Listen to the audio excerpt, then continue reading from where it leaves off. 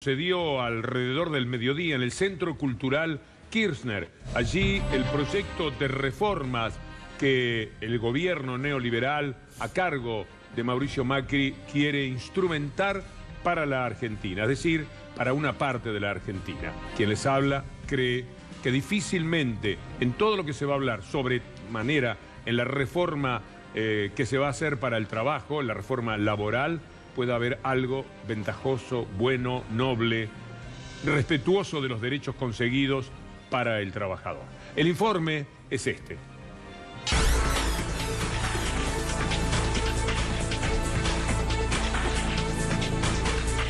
Para lograr cualquier reforma, haya un diálogo con los representantes de cada sector. La cultura de los acuerdos y las mesas sectoriales, de las que a menudo participo personalmente, parten de la premisa de que todos tienen que ser parte de la conversación, comprometernos a tomar medidas que favorezcan la creación de más y mejor empleo privado y el crecimiento de la producción. Si queremos salir de la pobreza, tenemos que crear más trabajo. Es el único camino, no hay otro. Para eso, en los próximos días vamos a presentar algunas iniciativas que venimos conversando con los representantes del trabajo. Hay tirada de títulos, se han puesto en escena unas cuantas cosas, en algunas venimos trabajando, como los temas que planteó, que están en la agenda primaria ahora con respecto a los trabajadores. Orientadas a la formalización del trabajo no declarado, a mejorar la capacitación, a crear nuevas formas de contratación para trabajadores que dan trabajo, a mejorar el equilibrio entre el trabajo y la vida familiar, entre otras. Queremos obras sociales fuertes y bien administradas. Por eso significa mejorar la calidad de vida y la atención a la salud, tanto de los trabajadores como de sus familias. Para hacerlo, invitamos a dialogar a nuestra dirigencia sindical y así ver entre todos cómo podemos resolver de la mejor forma estas incongruencias. Y en definitiva nosotros estamos de acuerdo en generar políticas de Estado que generen un país previsible hacia adelante y que tengamos toda la tranquilidad de lo que vamos a transitar. El diálogo de nación y provincia está marcando una necesidad fiscal nueva en el país, de responsabilidad también. Sobre el primer eje, lo que llamamos responsabilidad fiscal, significa que durante mucho tiempo los argentinos no hemos podido equilibrar el manejo de nuestras cuentas públicas. En el Ministerio Público Fiscal se contrataron 1.100 personas entre el 2012 y el 2016. La mayor parte de estas asignaciones fueron para cargos de alta jerarquía. No quieran saber los sueldos. En el Consejo de la Magistratura hay una desproporción similar. El número de consejeros creció casi un 140% en 10 años. 140% en 10 años. Y hay casos como el de empleados de ordenanzas, cuya función es servir café o llevar expedientes, que tienen sueldos arriba de 100.000 pesos por mes.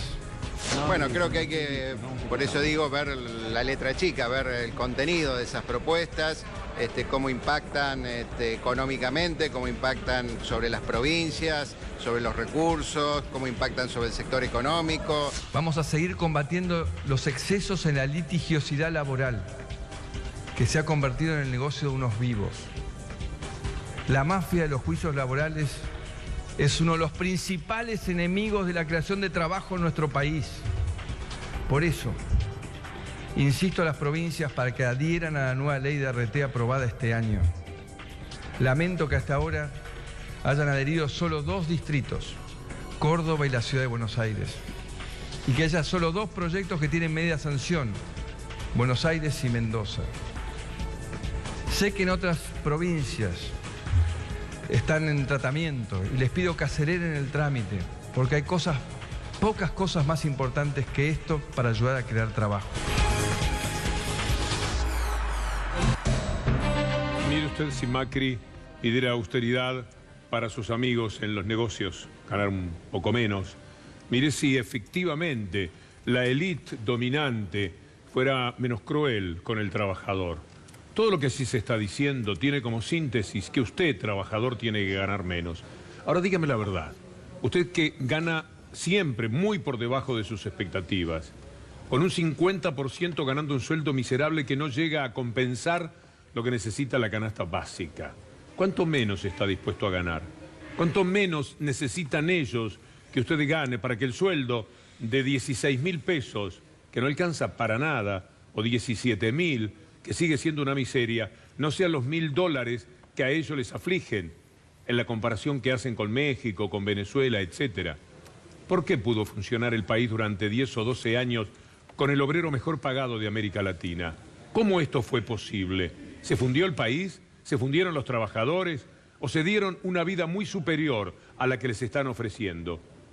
¿Cómo es que van a tirar para abajo la pobreza, haciendo que el trabajador sea más pobre? ¿Cómo es que van a establecer justicia social, decidiendo que el trabajador quede absolutamente a merced de esos patrones que están allí felices, satisfechos, cruzados de brazos, esperando las futuras indicaciones? ¿Cómo es posible que se le diga al trabajador, como se le va a decir, que para cuando lo despidan, cada uno de los trabajadores que en estos momentos me está mirando aquí y nosotros tengamos que ir poniendo un dinero para que cuando nos echen seamos nosotros los que estemos pagando ese despido? Y que metan el tema de la productividad y tantos otros temas en los cuales siempre el que sale perdiendo es el trabajador. Por lo menos que no nos digan que es para combatir la pobreza, que no cometan ese acto tan cínico. Vamos a algunos de los detalles concretos y salientes de lo que dijo hoy Mauricio Macri con Iván Jagroski. Bueno, Víctor Hugo, ahí lo decía el gobernador Miguel Lifchit de la provincia de Santa Fe. Queremos ver la letra chica, queremos ver el revoque fino. Era el planteo que hacía el mandatario santafesino. ¿Por qué? Porque hasta el momento lo que ha planteado Mauricio Macri son horizontes, son direccionalidades. No conocemos cuál va a ser la letra chica de estos proyectos, excepto algún punto. En el blanqueo laboral, el argumento del blanqueo laboral, hoy lo contaba Mariano Martín en ámbito financiero, va a ser la punta de lanza para hacer más baratas las contrataciones, las manutenciones y los despidos de los trabajadores, reformulando algunas cuestiones, por ejemplo, de la ley de contrato de trabajo o de la indemnización. A ver, ¿a qué me refiero con esto? Que si en determinados episodios que se van a ir resolviendo en virtud de las reformas, usted va a recibir menos dinero por indemnización de lo que recibiría el día de hoy, para hacerlo claro. ¿Qué va a hacer el gobierno para esto? ¿Qué va a utilizar, así como lo hizo en proyectos de ley anteriores? Situaciones muy pero muy difíciles de justificar o de tolerar. Por ejemplo, un trabajador que lo tuvieron en negro un año y pidió una indemnización a una pyme de 300.000 pesos, va a ser ese el argumento, la punta de lanza, por ejemplo, que el gobierno va a usar para decir hay que modificar todas las indemnizaciones. Tiene que entender la oposición, y acá en oposición me refiero al kirchnerismo, me refiero al masismo, que va a tener el apoyo de las pymes, la reforma laboral e impositiva o fiscal o tributaria que va a impulsar el gobierno nacional.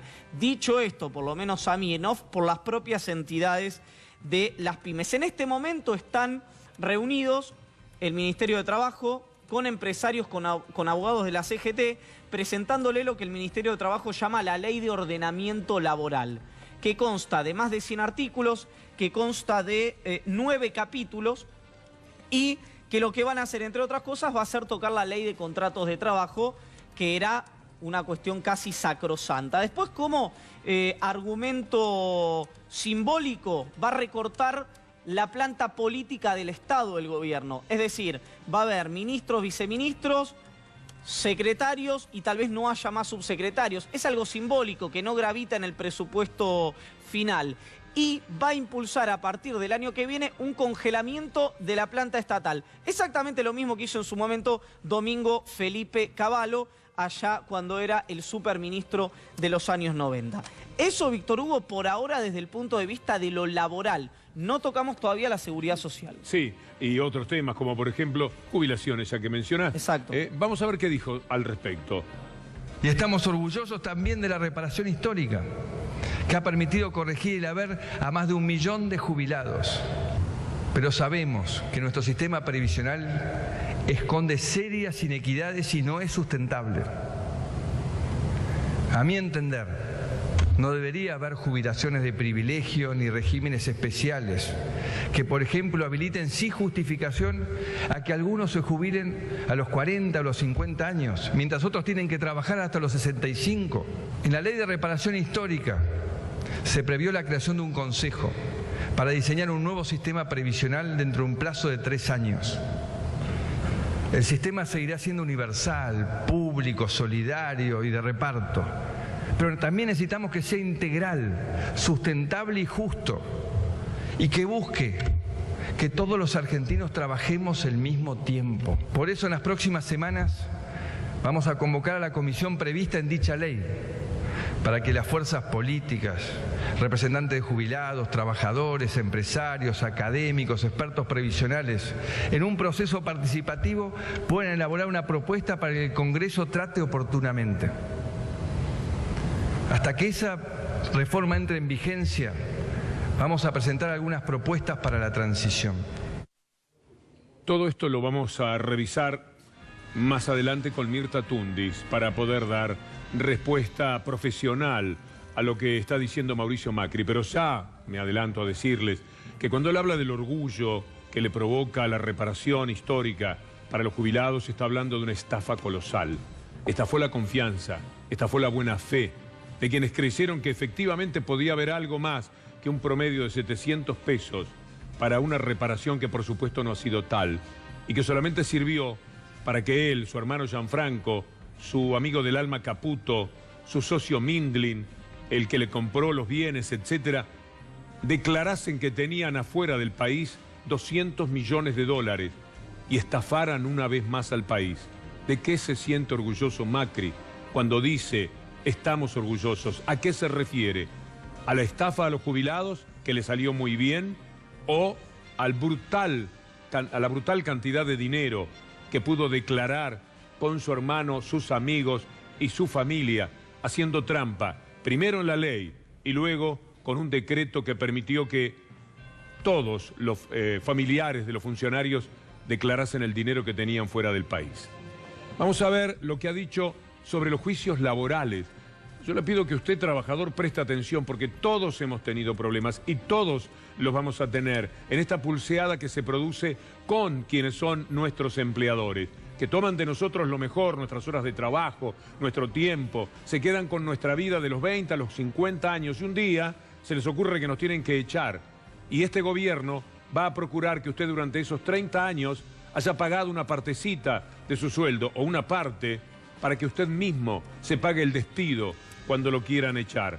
No el reconocimiento que hay a 30 años de trabajo en los cuales usted con sus compañeros le permitió ganancias muy importantes a los empresarios. Ya no se trata de hablar de la vieja plusvalía que mencionaba Marx. Ya no se trata de pensar que el obelisco no lo puede llevar un solo obrero, que lo tienen que llevar entre 200 y que esos 200 trabajos mancomunados tienen un valor y que eso tiene que ser respetado. Ahora se trata del trabajo simplemente individual, que no quiere ser respetado. Al cabo de muchos años, a usted lo pueden echar como un perro. Eso sí, si ahorró más o menos, si usted pudo poner durante muchos años algo para que lo despidan, a lo mejor se lo dan. Esto es lo que proponen.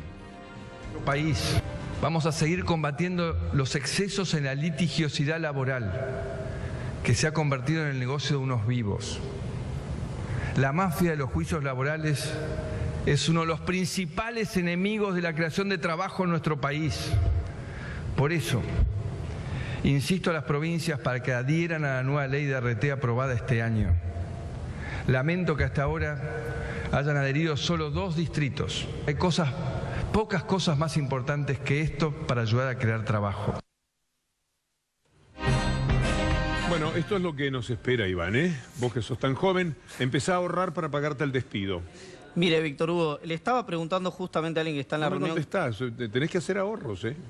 Y no tengo capacidad de ahorro, así que si quiere podemos hacer una vaquita con todos. Bueno, es que esto pasa. Hablando en serio, pedirle al trabajador, al que con desfachatez le han dicho que le quieren quitar el pago de ganancias, que ahora no solo no le han quitado el pago de ganancias, sino que va a tener que poner un poco más de su salario para pagarse el despido es increíble. Es increíble y hay que ver, como recién escuchábamos hace un ratito, cuál es la letra chica. En realidad escuchábamos a partir de algunos gobernadores que ponen en duda... La letra chica siempre es peor. Y es la fuente, además, es la esencia. ¿Por qué? Porque vos me decís, yo intento llevarlo a un tema más práctico. Las empresas van a pagar menos aportes y contribuciones de los empleados y eso va a permitir que tengan más dinero y eso va a permitir que incorporen más trabajadores. Yo te digo, compro. Es sensacional. Esa parte no creo que tenga demasiados cuestionamientos y no afecta al trabajador. Pero esa parte donde se habla de que no te van a tener en cuenta, en el caso de un juicio laboral, el tiempo que te estuvieron negreando, o sea, que no te aportaron y no te contribuyeron, es directamente desventajosa para el trabajador. Y después hay que ver todos los otros matices que van a hacer un ajuste. Él habló de austeridad directamente. Sí. Todo dentro del discurso muy vacío de Macri, pero uno siempre piensa desde el lado del trabajador. Yo no soy un trabajador convencional, por lo menos por ahora, hace un tiempo que salí de esto, pero los trabajadores son los que, por ejemplo, están expuestos a trabajar toda la vida en una empresa, darlo todo, matarse, entregar su salud, no faltar nunca. Y un buen día la empresa dice chau, se va y deja a otros que se tienen que hacer cargo de la vida de uno y que por supuesto no lo conocen, no le deben nada, lo echan, le minimizan el sueldo. Estas cosas pasan en muchos lugares. De esto es de lo que el trabajador se tiene que cuidar. Estos son los derechos extraordinarios que ha tenido el trabajador argentino hasta hoy. Contra esos derechos van, Iván. Van a modificar todo el... Recién le preguntaba a una persona del Ministerio de Trabajo, ¿qué ítems van a modificar de las indemnizaciones de la ley de contrato de trabajo? Todos, fue la respuesta. Va a cambiar el espíritu de lo que es el salario hoy en Argentina. ¿Por qué? Porque hoy el salario en blanco, el registrado, involucra no solamente la contraprestación de un dinero por la fuerza de trabajo, sino también tenés viáticos, vehículos, alimentos, etcétera, etcétera, etcétera. Lo que dice hoy el Gobierno Nacional es que esa cantidad de ítems que terminan construyendo lo que es el salario directo e indirecto de un trabajador, desvía el cálculo indemnizatorio. Entonces, los abogados laboralistas, por eso el presidente habla de la mafia de los juicios laborales, involucran todo ese tipo de ítems, pero permítame, Víctor Hugo, todo ese tipo de ítems para generar una masa indemnizatoria muy superior a la que dice el gobierno le corresponde al trabajador. Tiene una cuestión de proyección psicológica con la palabra mafia, Macri. Macri está visualizado, él y toda la familia, como parte de una mafia. Todo lo que han hecho es un proceder de mafia que viene de los tiempos de la dictadura hacia acá. Cualquier libro que habla de los años 90, le dicen ustedes lo que consiguieron funcionando como tales como una mafia. Yo no sé si lo tiene internalizado y proyectándolo, él cree que se libera de esto. Mafias que, por otra parte, tenían un nido valiosísimo dentro de la propia Corte Suprema de Justicia en los tiempos de Menem y que de lo que era un contrabandazo clarísimo, que hoy día se dictan clases en la facultad, se enseña el caso Macri como algo increíble que sucedió en la Corte Suprema de Justicia. Permítanme ir sobre el tema de la austeridad, del que también habla Macri. Por supuesto, austeridad no para él y para su gente. Imagínense Gianfranco, que pudo traer, gracias a la estafa a los jubilados, 35 millones de dólares, decir que los tiene afuera. Por supuesto que no va a ser él el que tenga austeridad. Ni Mindlin, ni Caputo, ni el primo de Marcos Peña, ni ellos como funcionarios, ni Duhovne, que tiene 100 millones de pesos afuera. Esos están afuera de la austeridad. ¿Para quién será que piden austeridad? ¿A quién será que le reclaman que viva con lo justo, que viva muy sobriamente, que no se dé ningún tipo de satisfacciones, que no se crea que puede vivir comprándose un plasma, o comprándose un autito usado, o tomándose vacaciones, que no caiga otra vez en ese error, que sepa que la vida austera es la vida que le corresponde, la única vida posible para el trabajador? Tenemos que trazar una línea de austeridad para lo que viene. Muchos de los que estamos hoy acá somos unos privilegiados, sí. Hemos tenido acceso a recursos y a oportunidades que muchos argentinos no tuvieron. Por eso tenemos que demostrar qué vamos a hacer. Tenemos que dar el ejemplo. Y sabemos que no hay nada más potente que dar el ejemplo. Las reformas en las que tenemos que avanzar exigen que cada uno tenga que ceder un poco, empezando por los que tienen más privilegios. Porque en el camino del gradualismo hay quienes no pueden esperar. Hay cambios que tenemos que hacer lo más rápido posible para que los argentinos salgan de la pobreza y para que la clase media pueda crecer. Ya vimos que no sirvieron los atajos. Ya vimos dónde nos llevaron las avivadas. Queremos acabar con los privilegios que salvan a unos pocos, mientras tantos argentinos padecen la pobreza y la desigualdad. Estoy acá pidiéndoles que todos hagamos nuestro aporte. Es la forma de sacar a este país adelante cuanto antes. Aunque fuese lo último que tengo para decir, diría que este hombre es un mentiroso serial. Está mintiendo, todo lo que dice es mentira. Si usted busca no la información de ministerios de los gobiernos anteriores, sino el Banco Mundial 2012, pero googlee, trabaje también de ciudadano. Hay que hacerlo para tener información de primera. Usted no tiene por qué creerme a mí. Ojalá que tenga razones, pero igual, no lo haga. Yo le estoy diciendo que el Banco Mundial dijo por 2012, 2013, búsquelo, que la clase media argentina se duplicó. Era la principal clase media de América Latina. No es verdad lo que le dicen que estaba hundiéndose en la pobreza. No es verdad, porque lo dice la mortalidad infantil, que decreció de una manera extraordinaria. Lo dice el Banco Mundial, lo dice la CEPAL, lo dice la FAO. La Argentina, según Juan Carr, estaba en el 2014-2015 rumbo al hambre cero. ¿Sabe rumbo a qué estamos ahora de la mano de Macri y estos neoliberales impiadosos? Pero no son datos que se me ocurren a mí. Usted los puede buscar. Ponga Juan Carr, hambre cero. Y Juan Carr me parece que sabe de lo que estaba hablando y que no tenía una intencionalidad política manifiesta de ninguna manera. La Argentina estaba avanzando hacia el hambre cero. La Argentina había duplicado la clase media. La Argentina había reducido a la mitad la mortalidad infantil. Para decir algo, y había pagado 150.000 millones de dólares de deuda, dólar sobre dólar, los había pagado. Y había reducido lo que era la deuda frente al Producto Bruto Interno de 166 a 40 pesos, como les decíamos el otro día. Es decir, el país en el 2003, de todo lo que era el país, 100, debía 166 y terminó en 40. Esta es la realidad del transcurso, pagando deuda, pagando cada vez menos intereses de la deuda. Todo lo que está diciendo es mentira. Una mentira brutal que uno se harta de que pueda prosperar en la gente. Porque alguno puede estar creyéndole, lo dice hasta con estilo de estadista, porque actúa, está actuando, no está diciendo una verdad, no está ni siquiera pensando lo que dice, está memorizando lo que tiene que decir.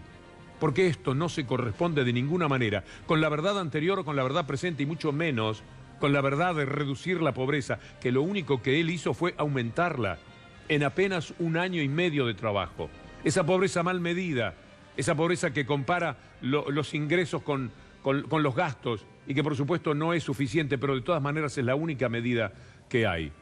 Más adelante vamos a estar hablando con Mirta Tundis, pero me pareció, Iván, que te quedaba algo sobre la cuestión de la seguridad social para hablar respecto a lo que está diciendo, lo que estamos escuchando ahora de Mauricio Macri. Sí, un dato, Víctor Hugo, que tiene que ver con el sistema de seguridad social es superavitario hoy, no es deficitario en la República Argentina. En su momento, ustedes recordarán, hoy caído en desgracia en virtud de causas judiciales, pero quien hizo esta fórmula polinómica donde se sostiene la ley de movilidad jubilatoria fue Amado Boudou, recuerdan, sí, que fue el hacedor de la recuperación de los fondos de pensión. El sistema de seguridad social está financiado siempre a través de esa fórmula por aportes y contribuciones y con parte de impuestos como el IVA o los coparticipables.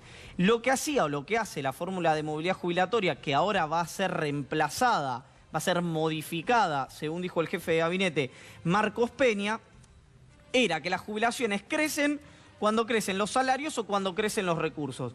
Por eso, con la ley de movilidad jubilatoria, los jubilados el año que viene, si se hubiera aplicado la ley de movilidad jubilatoria, sabemos que no va a ocurrir, estarían empatados o un poquito más abajo que el 2015. Si se actualiza por inflación, en términos reales, los jubilados van a estar percibiendo menos plata que en 2015 si se actualiza por inflación y no por la ley de movilidad jubilatoria. Lo que está haciendo, o lo que decía el presidente hoy, me parece que es más una discusión conceptual que una discusión de si déficit sí, déficit no, porque el presidente habla de inflación, el gobierno duplicó la inflación. El presidente habla de déficit, el gobierno duplicó el déficit.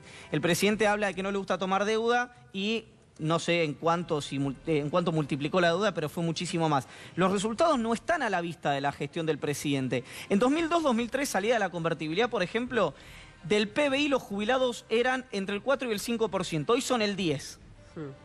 ¿Se entiende? Sí. La salida de la convertibilidad entre el 4 y el 5. Hoy se duplicó. Para el presidente, por lo que yo interpreto de lo que dijo, eso es un problema, eso está mal, porque es una clase ociosa que no produce. Ahí es donde yo digo que hay una discusión conceptual, que para un modelo de país, el que usted quiera, que el 10% del PBI sea de jubilados es positivo, porque los jubilados trabajaron toda su vida y tienen que formar parte de la clase que también de alguna manera puede, si no disfrutar, no padecer, y el gobierno ahora lo que quiere es de alguna manera modificar eso. El presupuesto va a terminar siendo, Víctor Hugo, porcentualmente, cada vez va a ser menos subsidio, menos ingresos familiares, menos asignaciones y más pago de deuda. De todas maneras, lo que marca también es lo que diferencian en sus criterios las políticas públicas los gobiernos. Este gobierno está diciendo todo lo que a los jubilados seguramente no le va a convenir, a los candidatos a jubilarse. Cada uno de los ítems rebajan sus posibilidades, le dan más años, todas las explicaciones que usted pueda tener. Un día van a decir que la felicidad será no jubilarse, porque una persona que tiene 70 años y no está jubilada se siente joven. Estos tipos son capaces de decir eso. Pero comparemos políticas públicas. Antes había 65% de personas en edad de jubilarse jubiladas. Y prácticamente las mujeres, siempre relegadas, eran las que no tenían posibilidades de jubilarse. ¿Esto es así? Tiende un puente. Le pregunto, ¿esto era así? ¿Usted se acuerda de eso? Bueno, el 65% se jubilaba y terminamos en el 97%. Eso es pensar de otra manera. Es evidente que este señor quiere una cosa completamente distinta. No sé si él lo quiere, él es apenas un gerente de este poder monstruoso, esto que llamamos el poder real, que ahí en esos actos se está quedando con el país. Cuando decimos se está quedando con el país, se está quedando con la parte de ellos, que siempre fue la parte del león, pero también se está quedando con la renta de los trabajadores. Quería agregar, cortito Darío, antes de que vos sigas, que si mal no interpreté lo que expresó Iván, los jubilados sepan desde ahora que si se modifica la variable de ajuste de la jubilación, van a cobrar menos. A partir de todo el análisis que vos decís, es así. No hay ninguna duda de que si se aplica lo que Mauricio Macri estaba anunciando, los jubilados van a cobrar menos. Menos que con la de la ley de movilidad jubilatoria. Por eso, menos que ahora. Exacto. Listo. En términos reales. Y además Sí, con la herramienta de la inflación, del INDEC mintiéndote la inflación. Y alguien dirá, ¿y antes no mentía? Sí, sí. Aceptémoslo. Juguemos a que efectivamente era así, aunque las motivaciones eran otras. ¿Alguna vez se hizo un acuerdo salarial o de los jubilados por debajo de la inflación que decían las consultoras? ¿Alguna vez se aplicó el INDEC verdadero? Nunca. Siempre se estuvo por encima. Ahora sí le van a aplicar la inflación para estafarlo. Porque esto que estamos hablando ya de inflación, de medida de la inflación, ya es una estafa. Y será mucho más grande todavía. Cada vez que tenga que venir algún aumento para los jubilados, pues trabajarán muy seriamente sobre el índice de inflación para que sea más bajo de lo que corresponde. No, quería decir que después cuando se habla de la industria del juicio, es generada por decisiones políticas, porque cuando alguien ve afectados sus derechos adquiridos, irá a la justicia y planteará que le afectaron los derechos adquiridos. Y ahí empieza un juicio y otro juicio, y eso es la industria del juicio, cuando el Estado no respeta los derechos adquiridos. Es decir, que lo que quiere hacer este gobierno, que quiere voltear, al contrario. Si los jubilados no están de acuerdo con este cambio, irán a la justicia y empezará otro proceso que terminará en otro gobierno. Y así no terminamos más. Hay que respetar la Constitución. Pregunto, ¿este gobierno piensa reformar la Constitución? Porque si no lo hace, hay un montón de cosas que legalmente van a ser declaradas inconstitucional por la mayoría de los jueces de primera instancia, del fuero laboral y del fuero de seguridad social. Sí, piensan que lo van a tener bajo control. O sea, tienen bastante bajo control, Darío. De eso se trata también.